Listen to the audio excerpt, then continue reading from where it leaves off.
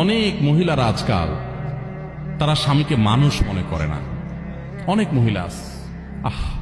আপনি যদি মুসলিম নারী হয়ে থাকেন আমার বোন, আপনার জন্য আপনার স্বামীর নির্দেশনা মানাটাকে শরীয়ত ওয়াজিব করেছে।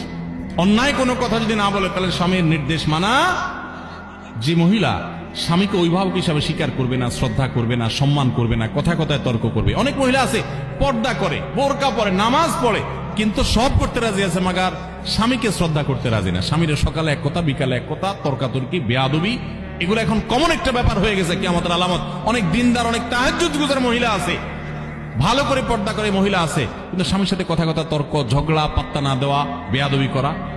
দেখুন, কোন একজন আমাদের পূর্বসূরি, কোন একজন সালাফের স্ত্রী, তিনি বলেছিলেন যে আমরা আমাদের স্বামীদেরকে, রাজা বাদশাদেরকে প্রজারা যেরকম ইজ্জত করে এরকম ইজ্জত করতাম, কিন্তু আজকাল তোমাদের অবস্থা ভয়াবহ। আল্লাহ আমাদের বোনদেরকে হেদায়েত পাওয়ার তৌফিক নসিব করুন।